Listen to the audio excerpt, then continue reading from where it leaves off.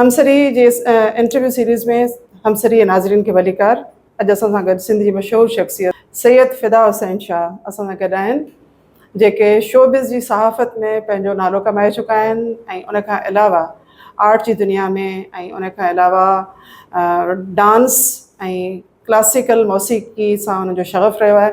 असां उन्हनि खां मुख़्तलिफ़ सवालनि जा जवाब पुछंदासीं त उन्हनि खे इन सभिनी शयुनि जो शौक़ु कीअं थियो, शोबिज़ में जेको आहे सो सहाफ़त जो शौक़ु कीअं थियो ऐं नंढपण उन्हनि जो किथां खां शुरू थियो, कहिड़े ॻोठ सां उन्हनि जो तालुक़ु आहे, इहे सभई शयूं अॼु उन इंटरव्यू में पुछंदासीं। उमेदु आहे तव्हां हिन इंटरव्यू खे एंजॉय कंदा। अदा फिदा तव्हांखे असांजे प्रोग्राम में भली कार महिरबानी। असांखे ॿुधायो त तव्हांजो नंढपण जेको आहे उहो हिकिड़े सैयद फैमिली में ज़ाहिरी ॻाल्हि आहे तव्हां पैदा थिया, तव्हां मटियारी शहर में जेको आहे सो पैदा थियव। उते तव्हां सैयद फैमिली में तव्हांजो शौक़ु जेको आहे उहो शोबिज़ में कीअं पैदा थियो, उनजे बारे में असांजे नाज़रीन खे थोरो ॿुधाईंदा। मुंहिंजे ख़्याल में सभिनि खां पहिरीं मटियारीअ जी आब हवा, मटियारीअ जा माण्हू, मटियारीअ जा क्लासिकल क़िस्म जा ख़ूबसूरत फ़नी सतह ते ठहिकंदड़ माण्हू जेके हुआ से मुंहिंजे तवज्जा जो मर्कज़ रहिया, जिन में Hussain Ali Shah Fazlani, film maker of Pardesi and Umar Marvi सिंधीअ जी पहिरीं सिंधी फिल्म, उन खां पोइ परदेसी, उन खां पोइ वरी उन ई ख़ानदान में मूसे पोटनि में पैदा थिया साईं फ़ैरोज़ गुल साहब, ऐं उन खां पोइ उन ई फैमिलीअ में फ़ैरोज़ गुल जो ऐं ग़लति नालो वठी वियो आहियां साईंअ जो, मूंखे नालो यादि कोन पियो अचे। सैयद यार मोहम्मद शाह बि उन ई फैमिलीअ में मटियारीअ में मूसा फैमिलीअ में पैदा थिया। उन खां सवाइ सैफुद्दीन काज़ी हुआ, उन खां सवाइ इसरार अहमद मुग़ल हुआ, ऐं उन खां सवाइ ग़ुलाम नबी मुग़ल हुआ, ऐं इलाही ग़ुलाम नबी मुग़ल साफ़ी हुआ, ऐं इसरार अहमद मुग़ल जेको उन्हनि जो कज़िन भाउ, उहे आर्टिस्ट बि हुआ। ऐं इहे सभु मुंहिंजे बाबा साईं मरहूम सैयद गुल हसन शाह साहब शाह कल्चरल सोसाइटीअ जी हिकिड़ी तनज़ीम हूंदी जेका यार मोहम्मद शाह ठाही हुई, ऐं उते इहे सभु अदाकार स्टेज आर्टिस्ट गॾु थींदा हुआ। उन तनज़ीम तहत मटियारीअ में ड्रामा कंदा हुआ, दुखाइल दिलियूं, ऐं इहो ड्रामो हो। उन खां सवाइ उन्हनि तमामु घणा ड्रामा कया। नंढपण हो तंहिंजे करे मूंखे सभु यादि कोन आहिनि, पर उते वेही उन्हनि खे परफॉर्म कंदे ॾिसी, ऐं उन ज़माने में ज़ेर ज़बर पेश ऐं अंकल उर्फ़ी नंढपण में ईंदियूं हुयूं। ऐं हिकिड़े ॾींहुं मूंखे अलाए छा थियो हुजे, यार मोहम्मद शाह खे मूं चयो आऊं कुझु करे ॾेखारियां मूंखे, त पाण चऊं हा बिल्कुलु। थोरो हैरान थिया, मतलब तव्हांखे उन्हनि खे ॾिसी तव्हांखे शौक़ु पैदा थींदो त तव्हां बि कुझु जेको आहे सो बिल्कुलु परफॉर्म कयो। त उन में मूं चयो आऊं जमशेद अंसारीअ जी नकुल करियां, ऐं हथ सां मूं जेस्चर्स हुए ॾिना, चकू है मेरे पास, चकू है मेरे पास। सो यार मोहम्मद शाह पाण हैरान थियो ऐं मूंखे भाकुर पाए चई त भाइटिया तो त कमाल करे छॾियो। So I guess it was the first memory which comes in my mind त मूं परफॉर्म कयो ऐं मुंहिंजी वाह थी। ऐं उते जेतिरा माण्हू वेठा हुआ तिन सभिनी ताड़ियूं वॼायूं ऐं मूंखे सभिनी भाकुर पाए छॾियो, बाबा जा दोस्त हुआ सभु। त हिकिड़ो ॾाढो अजीब अहसासु, सुठो अहसासु थियो मूंखे। नंढपण में घर में फिल्मी गाननि ते वालदा जी रो मथे ते पाए डांस करणु, पंहिंजे वॾे कमरे में सिटिंग रूम हूंदो, पोइ हिकिड़ो ॾींहुं अम्मा जो ॾिसी वठणु। पर मुंहिंजी माउ, मुंहिंजे पीउ, छो जो उहो आर्ट हो डांस ऐं जेका कंदो हुउसि, हुननि मूंखे कॾहिं बि इहो अहसासु न ॾियारियो त इहा का ग़लति शइ आहे। ऐं मूंखे फ़ख़ुरु आहे पंहिंजे माउ पीउ ते। बाबा कंसर्न्ड हो अॻु में ड्रामनि सां, स्टेज ड्रामनि सां। पोइ नंढपण में PTV ते ब्लैक एंड वाइट दौर हो ऐं उन ज़माने में एलिज़ाबेथ टेलर जी फिल्म ईंदी त आउं अखियूं फाड़े ॾिसंदो हुउसि। त हुनजी अखियुनि जी आई शेडो, हुनजा कॉस्ट्यूम्स, हुनजी बिकनीज़ ऐं उहे नंढपण जा पल मूंखे अञा स्टिल मुंहिंजे अखियुनि में अचनि था। ऐं जॾहिं आउं नंढपण जी ॻाल्हि कंदो आहियां त माण्हू चवंदा त ब्लैक एंड वाइट हुई पंहिंजो TV। तव्हां कीअं महसूसु कयो त कलर्स तव्हांखे हुनखे नज़र फलाणी या फलाणे रंग जी कलर जी आई शेडो लॻल हुई? मूंखे वरी लाचार पियो। मूं उहे साॻियूं फिल्मूं वरी जॾहिं कलर TV आयो त मूं उन ते बि ॾिठियूं ऐं ॻोल्हे ॻोल्हे ॾिठियूं। एलिज़ाबेथ टेलर जूं फिल्मूं, जीना लोलो बर्जीडा जूं सभु फिल्मूं।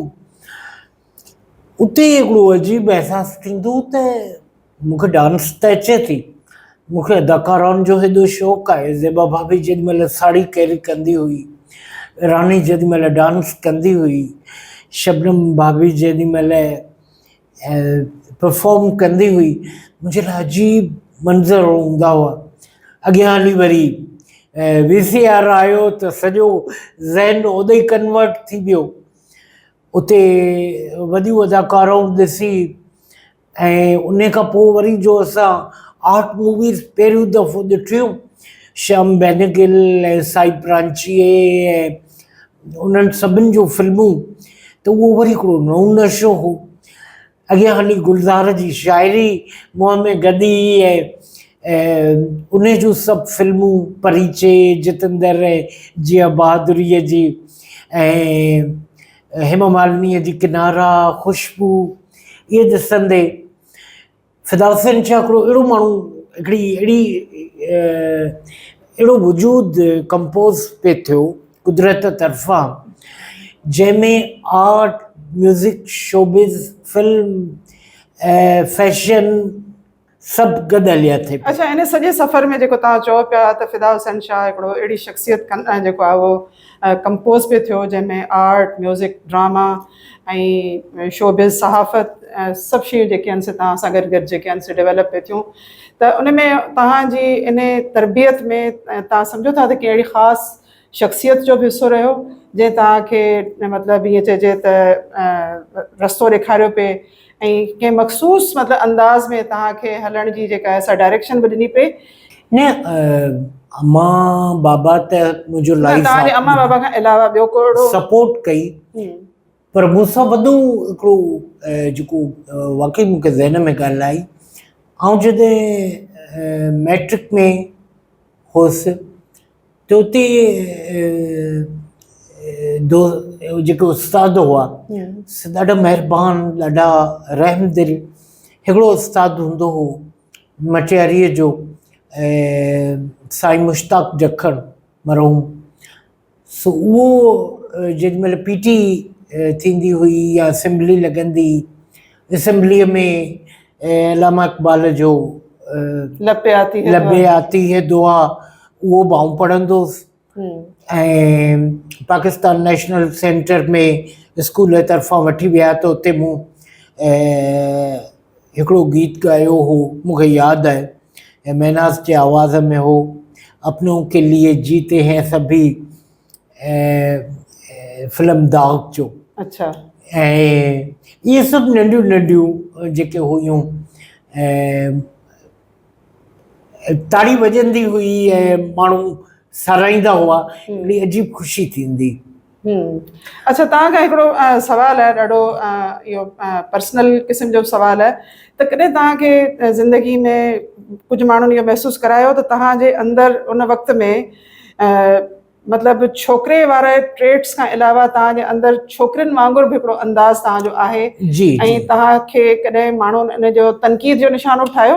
हा, तनक़ीद ॾाढी थी। जॾहिं आउं हाई स्कूल में वियुसि त नानी नूरी सभिनि कमनि में पूरी, सो मूंखे छोकिरा हुआ हुटिंग कंदा हुआ, छोकिरियुनि जहिड़ो आहे, मुंहिंजो हलणु बि छोकिरियुनि जहिड़ो हूंदो, घर में 2 भेनरूं हुयूं त सॼो ॾींहुं उन्हनि सां ॾाढो क्लोज़ हूंदो हुउसि त इन करे थियो।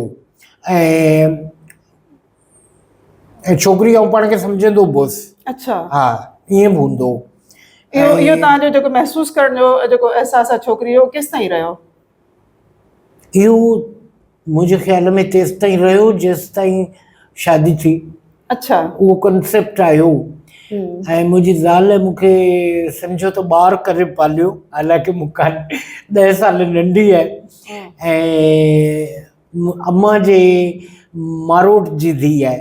अच्छा। त आख़िर में मुंहिंजे प्रोपोज़ल हलिया पिया इलाही शयूं, पर मूंखे उन जा डिघा वार ॾाढा वणिया ऐं मूं चयो इहा मूं कछनि ते निपाई आहे, इहा मुंहिंजी घरवारी थींदी। हलो, उन खां अलावा तव्हांजे जेको स्कूल लाइफ में तव्हां उन सां इन कॉन्सेप्ट में तव्हांखे जॾहिं छोकिरी वांगुरु सम्झो वेंदो त तव्हांखे कहिड़ियूं मुश्किलातूं, आउं चाहियां थी त असांजे अॼुकल्ह जे दौर में हर दौर में इन क़िस्म जा ॿार पैदा थियनि था जंहिंमें कंहिं छोकिरे जे अंदरि छोकिरियुनि वारो जो अंदाज़ मौजूदु हूंदो आहे, कंहिं छोकिरी जे अंदरि छोकिरे वारो अंदाज़ बि मौजूदु हूंदो आहे। त उन्हनि ॿारनि खे तमामु घणियूं मुश्किलातूं सहणियूं थियूं पवनि।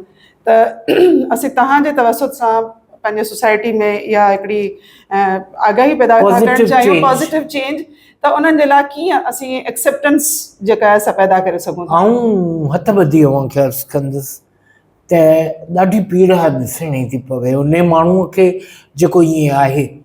मसलन इलाही माण्हू नफ़रत कंदा आहिनि, इलाही माण्हू टोकूं हणंदा आहिनि, त मूं सॼी उमिरि ॾाढा ताना सठा, ॾाढा तीर सठा, ऐं अॼु आउं जे अयाज़ मेले में ईअं बेख़्तियार थी नचंदो आहियां त उहा फ़क़ति उहा हूंदी आहे त बुलिया की ॼणा मैं कौन।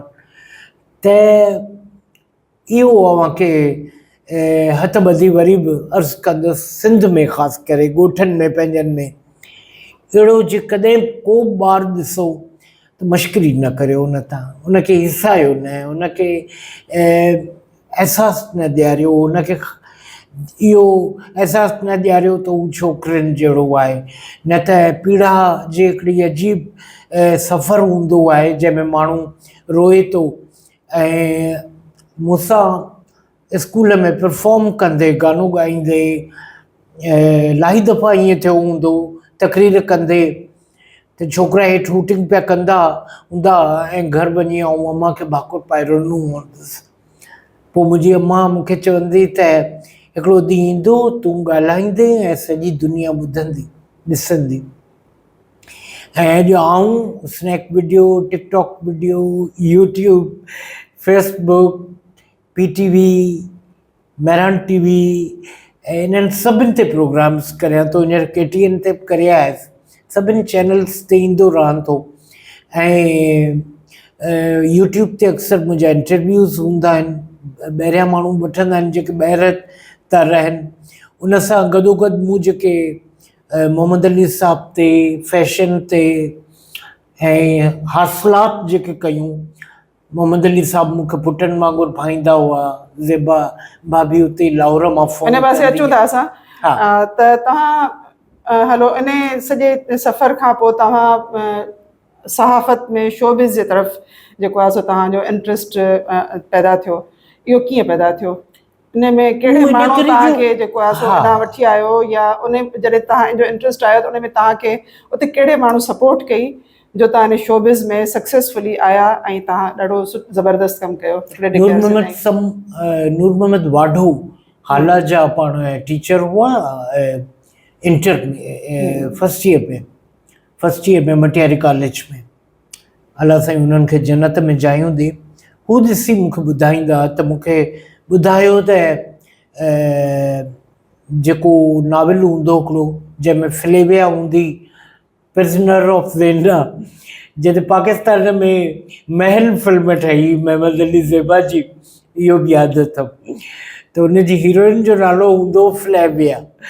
ऐं साईं नूर मोहम्मद वाढो मूंखे चवंदो फिदाउद्दीन शाह मूंखे करे ॾेखारियो त फ्लेविया जेका असां फ्लाइंग किस कीअं ॾींदी आहे।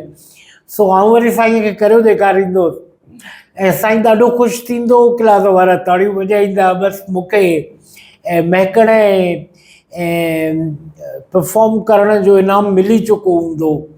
So that is something very sweet feeling of confidence which comes to your way, and it keeps you awesome and cool. And slowly इहे सभु शयूं जेके हूंदियूं आहिनि माण्हूअ खे अञा वधीक स्ट्रॉन्ग कंदियूं आहिनि अंदरां.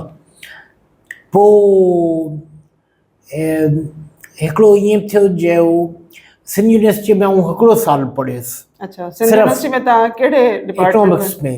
इकोनॉमिक्स में. हा, ऐं मूं सां हालति इहा हूंदी त मूंखे जॾहिं इकोनॉमिक्स में मूं दाख़िला वरिती त मूंखे स्टेटिस्टिक्स चवणु कोन ईंदो. ॻाल्हि खणंदी आहे. पोइ उते मूंखे कुझु टीचर्स हूंदा त हिकिड़े टीचर मूंखे बीहारे चयो 10 दफ़ा चओ त चई वेंदे. मूं चयो न आउं कोन चई सघंदुसि. चई न बाबा तूं चई वेंदे, को मसइलो कोन्हे. ऐं पोइ चई वियसि. त मूं इहो बि सिखियो पंहिंजे टीचर्स खां ई त अवी जेकॾहिं कुझु करणु चाहियो था त nobody can stop you. Just go ahead and remove all of these oddness ऐं hesitation जेका हॿक थी थिए, जेका झझक थी थिए. असां सिंधी माण्हुनि जो ख़ासि मसइलो इहो आहे, हॿक झझक. असीं नालीअ ते अची बीह रहंदा आहियूं त हाणे इहा नाली कीअं टुपूं. पर हिकिड़ो दफ़ो ईअं टुपी वेंदो त एतमाद जी हिकिड़ी नई झिरकी अची अव्हांजे कन में चूं चूं कंदी. ऐं लफ़्ज़ गुलाब थी पवंदा, वात मां जेके लफ़्ज़ निकिरंदा मोतिया थी पवंदा. ऐं हिकिड़ो दौरु इहो ईंदो जो मूं इबरत मैगज़ीन में मूंखे ऑफर थी त सभु उन वक़्तु जेके वॾा वॾा टीचर्स हुआ उते, ऐं सोशलॉजीअ जी मैडम हुई, मैडम तनवीर जूणेजो, जंहिंखे आउं पंहिंजी सॻी माउ चवंदो आहियां, राणी आपा चवंदो आहियां. ऐं खैनिसा जाफ़री हुई अदी गुदी, जेका कहाणीअ जी तमामु वॾी राइटर हुई ऐं हथ सां पन जी बीड़ी पीअंदी हुई ऐं मज़ेदार सियासत ते तबसरो कंदी हुई. ऐं अजीब माण्हू हुआ उहे सभु जेके उस्ताद बि हुआ. तनवीर जूणेजो खे त मूं घणो वक़्तु अॻु ॾिठो हो ऐं टियों ॾींहुं चौथों ॾींहुं मूं आपा जो फ़ोटो शेयर कयो त उन सां बि ॾिठुमि. आपा जेॾी महिल ईंदी हुई त जॉर्जेट जूं ख़ूबसूरत प्रिंटेड साड़ियूं, अच्छी साड़ी आहे त उन ते कारा गुलाब. ऐं सालनि खां पोइ वरी मूंखे शाहरुख़ खान जी फिल्म ॾिसी, सुष्मिता सेन खे ॾिसी, मैं हूं न में सुष्मिता सेन ॾिसी मूंखे आपा जो कॉरिडोर में अचणु यादि पवंदो. एॾी सोबर, एॾी डिसेंट, एॾी सुहिणी असांजी आपा. ऐं हाणे आउं लिखंदो आहियांसि त राणी आपा पेरनि ते हथ. अम्मा चवंदी आहे तुंहिंजा गुनाह धोपिजी वेंदा. जेॾी महिल तनवीर जूणेजो खे अव्हां ईअं लिखियो सो वाक़ई मुंहिंजा गुनाह धोपिजी वेंदा आहिनि. ऐं इहे जेके सभु ॻाल्हियूं हुयूं. इबरत मैगज़ीन में मूंखे जेका नौकिरी मिली सा फ़क़ति 1400 ते, 1400 उन ज़माने में. इहो हो 1990. त बाबा मूंखे ॾाढा दड़का ॾिना. ज़मींदार घराणे जो पुटु, सैयद छोकिरो, पंहिंजूं ज़मीनूं, त कहिड़ो ज़रूरु पियो आहे इहा मामूली नौकिरी करण जो. ऐं उहा बि शोबिज़ में. उहो बि शोबिज़ में. अच्छा, उन खां अॻु मूं अख़बार जहां में लिखणु शुरू करे छॾियो, बम्बई की फिल्मी सरगर्मियां, जेको मज़े जहिड़ी ॻाल्हि त हफ़्ते छपजणु लॻो. हाणे हिकिड़े पेज ते फ़िदा अहमद कारदार लाहौर मां लिखंदो, फिल्मुनि जूं ख़बरूं ॿुधाईंदो, ऐं ॿिए पासे ते आउं वरी मधुबाला, नरगिस, मीना कुमारी, पाकीज़ा, बिमल रॉय, कमाल अमरोही, मदन मोहन, लता, लक्ष्मीकांत प्यारेलाल ऐं इन्हनि सभिनी जूं ॻाल्हियूं कंदोसि. बम्बई की फिल्मी सरगर्मिया में। उन ज़माने में इंग्लिश रिसाला ईंदा हुआ पर उहे सभु वॾा माण्हू वठंदा हुआ। त पोइ सिणीअ में जो मूं अख़बार जहां में लिखणु शुरू कयो त धूम मची वई। एतिरे में साईं यार मोहम्मद शाह मूंखे मशवरो ॾिनो त तारक अशरफ संदसि रिसालो सिणी वरी पियो शुरू करे। अमी हुन सां मिलो ऐं जेकॾहिं चाहियो त हुन में सिंधीअ में लिखी सघो था। सिंधियत त दिलि में समायल हुई, सिंधियत ईअं हुई ॼण संभारा ठुमरी ॻाए ऐं नचे। सो मोहन जे दड़े जी ख़ुशबू ऐं मटार की ख़ुशबू ऐं सिड़ी मुंहिंजे लाइ ईअं हुई जीअं ऐं साम्हूं संभारा खे ॾिसां। पंहिंजे सिंधीअ में लिखण जो मज़ो, उहे मिठा मिठा लफ़्ज़ जीजल ॿोलीअ जा मतिलबु जेके जंहिंसां दिलि जी हरणी ठींग टुपा ॾे ऐं उन ते टेका टिप्पणी करणु फिल्मी शोबिस ते ऐं लिखंदो हुउसि। टीवीअ ते साईं यार मोहम्मद शाह लिखंदा, करंट अफेयर में जीएन मोहन लिखंदा, माना मटियारीअ जा 3 माण्हू लिखंदा हुआ सुहिणीअ में। इहो सबबु छा हुयो जो त मटियारी में फिल्मुनि ते एतिरो जेको आहे सो लिखण जे लाइ माण्हू मौजूदु हुआ, इन जो छा सबबु हो? उहा जेका तव्हां चओ पिया त हिकिड़ी अकेडमी हुई जेका न का अकेडमी तंज़ीम हुई जेका स्टेज ड्रामा कंदी, पर ॾिसो न बैकग्राउंड में अवांजो हुसैन अली शाह फाज़लाणी हो।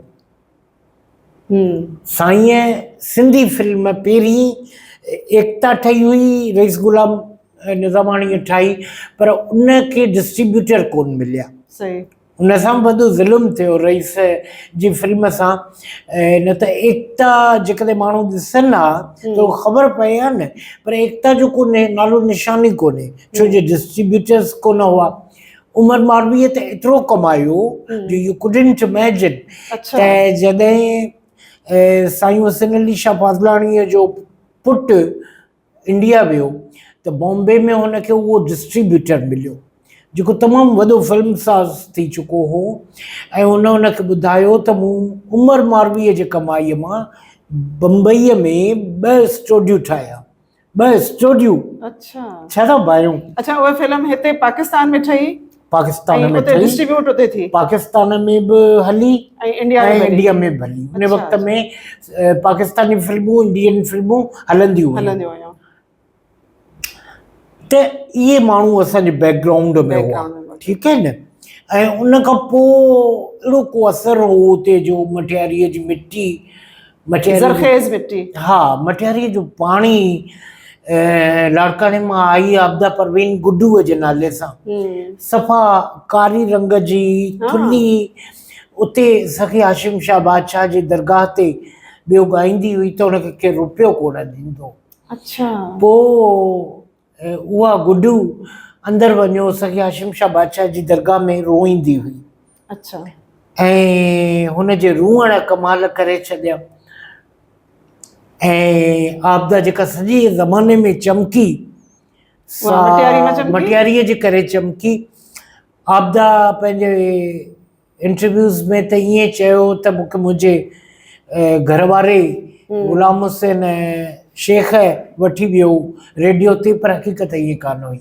हक़ीक़त इहा हुई त साईं मोहम्मद ज़मा हाशमी जेके पाण म्यूज़िक जा वॾा पारखू हुआ, उहे वठी विया हुआ आबदा खे रेडियो ते। पहिरियों दफ़ो रेडियो ते प्रोग्राम थियो, आबदा गीत ॻाया, काफ़ियूं ॻायूं वॾनि शाइरनि जूं, जेके तमामु वॾा शाइर हुआ।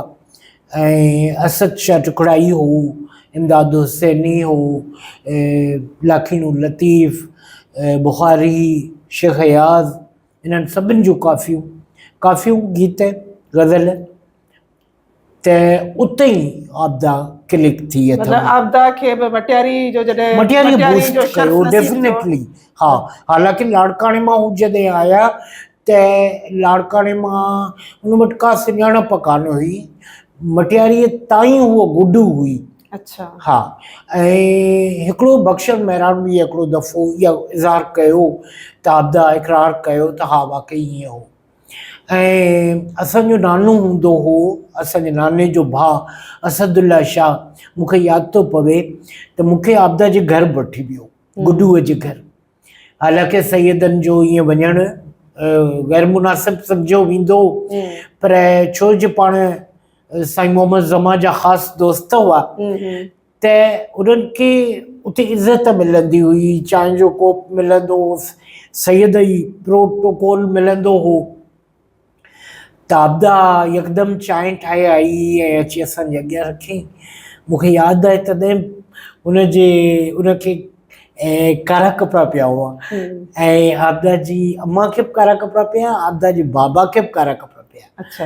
ऐं इहा ॻाल्हि ॾिसी मूंखे का ॾाढी ख़ुशी थी त मुहर्रम वारा कपिड़ा पिया अथनि ऐं सम्झो हाणे मुंहिंजा लिङ कांडारजनि पिया, वार कांडारजनि पिया। उहा ॻाल्हि महसूसु करे त आबदा जा वार ई खुलियल हुआ ऐं उहा सांवरी कारी छोकिरी हुई। अच्छा।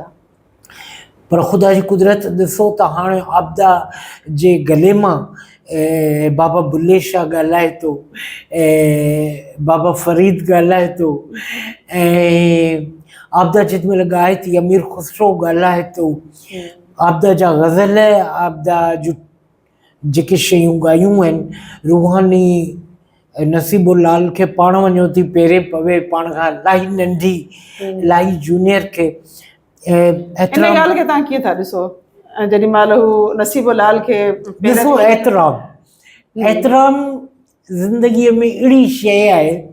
काल्ह फेसबुक ते को हमरा मूं ते सिधी तनक़ीद करे रहियो हो, छो जो मूं डिफेंड कयो हो अदीयसीन मुसरत खे कंहिं माण्हूअ जे हमले खां। त माइटियाणीअ हुन ते कावड़ लॻंदी आहे त मैं अमर या इरफाना जे ख़िलाफ़ केरु का ॻाल्हि कंदो आहे त मूंखे ॾाढी कावड़ लॻंदी आहे and I couldn't stop my self, जल्दी रिएक्ट कंदो आहियां कंहिं बि औरत जे लाइ या छोकिरीअ जे लाइ। जेकॾहिं केरु ग़लति ॻाल्हि कंदो आहे त मूंखे ॾाढी ख़राबु लॻंदी आहे। Yeah I got that kind of a brought up. So जेॾीमहिल मूं पहिरियों दफ़ो इहो ॾिठो त दंग रहिजी वियुसि, यकीन करियो। अच्छा। हा, ऐं मतिलबु तव्हांखे सुठो लॻो या मूंखे ॾाढो सुठो लॻो, ॾाढो सुठो लॻो। ओके। त अदब जा असीं हिकिड़ा पैमाना था तय करियूं त भई असीं तख़्त ते वेठा हुजूं, ॿियो केरु अची असांजो पेर चुमे। सैयद ईअं कंदा आहिनि, पीर ईअं कंदा आहिनि, या असीं सिंधी माण्हू पाण खे उत्तम सम्झूं था, उत्तम सम्झूं था। ठग मुर्शिद बि ईअं कंदा आहिनि, जेके पीड़ूं पढ़ंदा आहिनि ऐं जाहिलियत वारा कारा सोण कंदा आहिनि। पर ही अदब जो, एतिराम जो कहिड़ो नुक़्तो आहे। तव्हीं झुकी वञो ॿिए जे अॻियां, रद्द करियो पाण खे। रोमीअ चयो आहे पंहिंजे पाण खे रद्द करियो। रद्द कीअं कबो आहे? माण्हू त पंहिंजी तारीफ़ कंदो त आउं बसि मथां लथो आहियां। मोतबरी छॾे ॾिजे, मोतबरीअ खे रद्द कजे। ज़बरदस्त। हा न? ज़बरदस्त। हाणे तव्हांजी इन ॻाल्हि ते वरी मुंहिंजा लिङ कांडारजी आहे। जी जी। ज़बरदस्त। चवां न तव्हांजी इन ॻाल्हि ते मुंहिंजा लिङ कांडारजी आहिनि त पंहिंजो पाण खे रद्द कजे ऐं ॿिए खे मोतबर सम्झिजे। तव्हां मतिलबु इहा आहे त जेकॾहिं तव्हां आबदा परवीन जी हिन ॻाल्हि खे सम्झो था त इहा तमामु ज़बरदस्त कमु कयो आहे। त असां हिन तव्हांजे इंटरव्यू जे ज़रिए आबदा परवीन खे असां ईअं सम्झो त ग्रेटिट्यूड पेश था कयूं ऐं उन्हनि जे इन अमल खे असां हिते सारायूं था ऐं सम्झूं था त आबदा परवीन सिंध जो नालो जेको आहे, सिंध जो नालो रोशन कयो आहे ऐं सिंधियुनि जो कंध जेको आहे ऊचो, सिंधियुनि खे अदब सेखारियो आहे, एतिराम सेखारियो आहे। जेका आजिज़ी ऐं इंकिसारी ॿ हथ ॿधण में आहे उहा सेखारी आहे। आबदा नसीबुलाल खे इज़त कान ॾिनी, पंहिंजे सिंध खे इज़त ॾिनी। ज़बरदस्त। त असीं अहिड़ा आहियूं, असीं सिंधी अहिड़ा आहियूं। असीं मुहज़िब ज़बान, मुहज़िब रवैयनि, मुहज़िब एहसास कैफ़ियत जा भरपूर अकासी कंदड़ आहियूं।